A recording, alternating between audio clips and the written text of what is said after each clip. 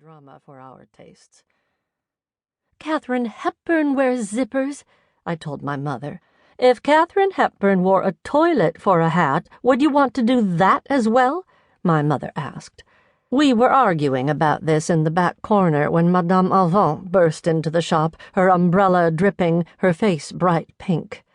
Her chest, as large and round as a pigeon's, heaved up and down. Everyone turned toward her. "The Germans are attacking Poland," she announced. It was as if every woman in the store had turned to stone. Maman's face went white. "Oh, no," she murmured, a hand to her chest. She leaned heavily against the display case. "My boys." My two older brothers were 17 and 18, and they had been champing at the bit to join the French army for what seemed like forever. Maman had insisted that they wait to be conscripted. Pierre, the oldest, argued that men who volunteered got the choicest assignments. Papa said it was inevitable that they would serve, but so far Maman had prevailed. I largely tuned out talk of war and politics, but even I had been unable to tune out the latest events. Just last week, Germany had signed a non-aggression pact with Russia, and in response, France and Great Britain had signed a pact to defend Poland. At school just that morning, my friend Lisette, whose father worked at the Louvre, said that the museum was packing up paintings and sculptures to be shipped and hidden in the countryside. Her father had personally helped crate up the Venus de Milo. There was a heaviness in the air, a sense of something about to happen, like a snow cloud about to drop a blizzard. "Does this mean we're at war?" I asked. "If we're not, we're about to be," Madame Avant said. "We must go home." Maman straightened and collected her purse. "Come." "What about our dresses?" I asked. "We'll tend to that later." She turned to the vendeuse, who was holding the bolt of fabric near the trim and buttons. "I'm sure you understand." "Bien sûr," she murmured, her head bent low. "I will set the fabric aside for you."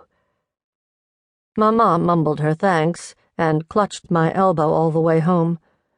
We lived in a narrow 3-story townhouse, a rarity in the Quartier Latin, where almost everyone lived in flats.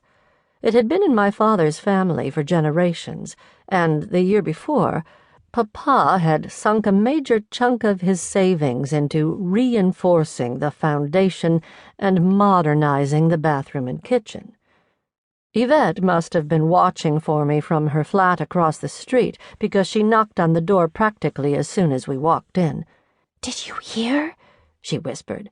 "Yes," I replied. We were excited. We knew it was terrible, but we were, in many ways, still children, and we felt as if we were on the brink of a grand adventure. Despite what everyone said, war seemed terribly thrilling and glamorous. All those men in all those handsome uniforms, so brave, so dashing, so ready for love. Maman turned on the radio. There was no music that night, only newscasters talking. "We must figure out some hairstyles that will make us look older," Yvette said to me. We disappeared into my room and stood before the mirror of my bureau, pinning our hair into rolls and updos. Yvette and I were practically sisters. Our parents were best friends, and we had known each other all our lives. We felt like family, but we couldn't have looked more different. Yvette had blonde hair and blue eyes. Her cheeks and lips were always pink, as if she'd just come out of the cold.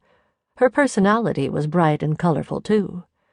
I, on the other hand, was short and slight, with dark brown hair and light brown eyes. People would say, "Oh, that Yvette, she's going to be a heartbreaker." About me, they would seldom say much of anything. I tended to blend into the background, which was fine with me. I preferred being a supportive player to Yvette's plans and schemes, rather than hatching my own. I was an introvert. I loved reading and calligraphy. I could have passed my whole life curled up in a corner with a stack of books, or with a pen and paper, copying stylistic fonts from magazines and movie posters, while Yvette was always on